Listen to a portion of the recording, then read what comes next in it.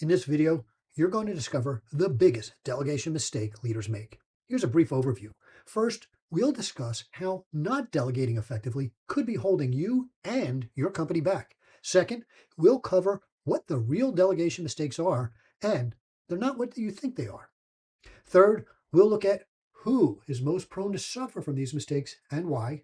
And then finally, we'll reveal exactly what to do to prevent these very mistakes.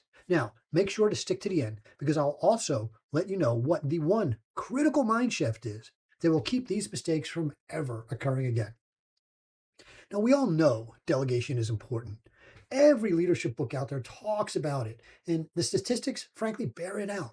When you delegate, your team is going to be 33% more likely to be high performing and 28% more engaged. But the real magic here is how that affects your bottom line. You see, engaged teams are typically 23% more profitable, and that's making one extra dollar for every four you're currently making.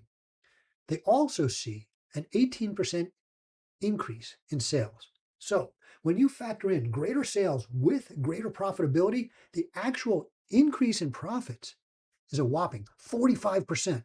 Now, that's a huge effect on the health of your company. But what does that mean for you personally?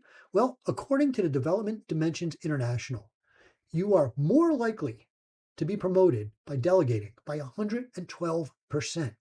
So it's great for your company, it's great for your career. The problem is when you avoid delegation, it actually makes you the bottleneck and it strangles that profitability and growth, not to mention hinders your career. So let's dig into what is that big mistake? What really is it? And like I said earlier, it's not what you think it is. You see, it's actually psychological, not tactical. Now, if you want to really understand the tactical mistakes, feel free to go over to my other video, How to Delegate Effectively as a Leader, a step-by-step framework for success. And in that video, I'll give you the exact steps to take to make sure every time you delegate, it's successful. But in this video, we're going to really look at these common excuses, which are frankly psychological barriers. Now, a Harvard Business Review study found managers' biggest concern in delegation is a fear of losing control, while an MIT Sloan report points to fear of being seen as incompetent as a major concern of managers when it comes to delegation. Now, if you think about it, these two fears are really two sides of the same coin. Because if you lose control and it doesn't work out, you'll be seen as incompetent. And even if it does work out and it becomes public that you had someone else do the work, that fear, I didn't say it's real, but the fear is that you pawned off your work because you couldn't hack it. And so as a result, there's a tendency to see delegation as a threat to you and your career. Now, this is most prevalent in the leader or manager who has been promoted because they were a high performing worker. So, I mean, this is a person who is frankly used to being the most competent person in the room. And if that's you, you got promoted because, well, frankly, you're a world class doer.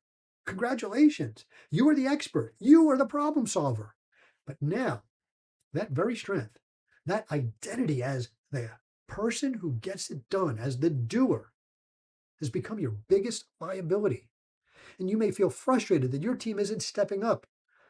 Most likely, you're also a little terrified of letting go of that very work that made you feel valuable in the first place. And that's the trap.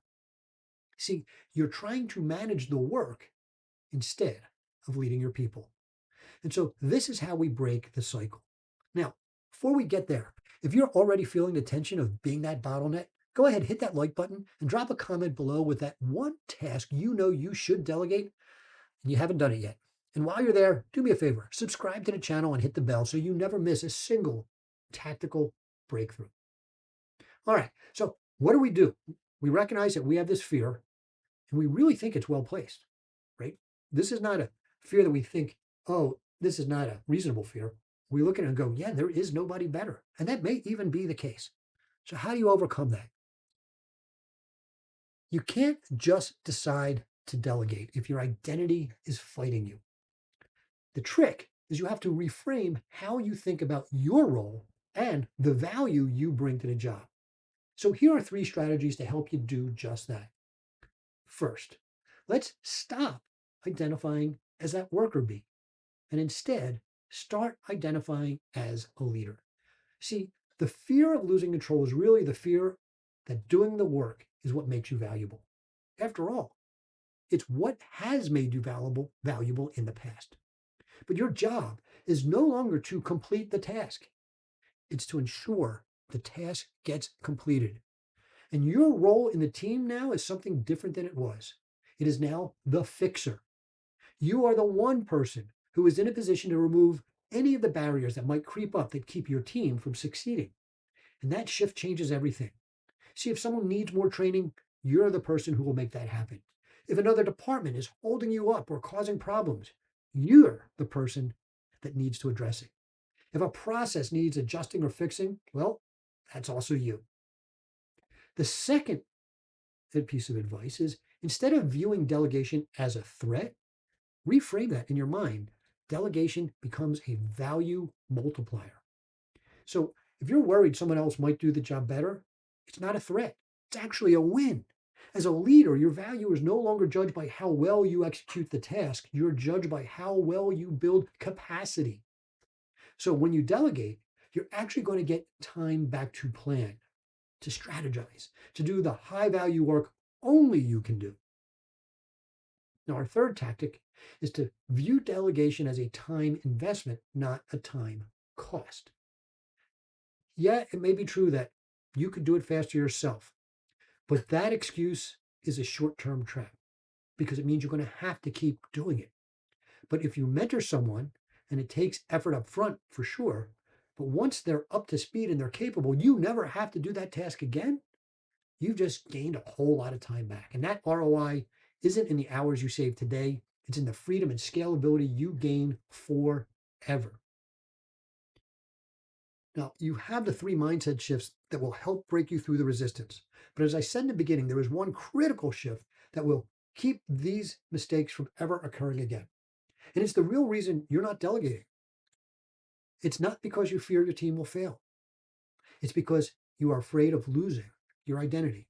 Now, think about it. As I mentioned before, your value up to this point has come from being the expert, the problem solver, the doer, the go-getter. You are the person who gets it done. And delegating those tasks feels like, well, you're delegating your value. And you're afraid that if you aren't the doer, you'll no longer be essential. And that identity is the real trap because it is what makes you the bottleneck. And the only way to break this bottleneck is to ask yourself this one super critical question. Am I being paid to be the expert, or am I being paid to build the experts? Now, Jack Welch, the former CEO of General Electric, said it best. Before you are a leader, success is all about growing yourself. When you become a leader, success is all about growing others. So your first action has got to be to embrace this new identity because your value is no longer measured by your output. It's measured by your ability to build capacity, trust, and accountability in others. So you're building their output. Your second action is to get the tools to do it. So I put together a free white paper on radical accountability, my Locked On Radical Accountability Tactics Guide as well. So if you go to lockedonleadership.com, scroll to the bottom of the page, sign up for my newsletter where you'll get twice a month daily tactics to help you. You'll also get access to those two resources as well as several others. Now that you have your mindset sorted, you need the tactical system. Go ahead and watch the next video, which is how to delegate effectively as a leader. And in that video, I'll walk you through my step-by-step mission framework so you know exactly how to delegate with clarity. Go ahead and click on the link in the description to watch. Join the Radical Accountability Movement. Watch the next video right here and subscribe so you never miss a tactical breakthrough with Locked On Leadership.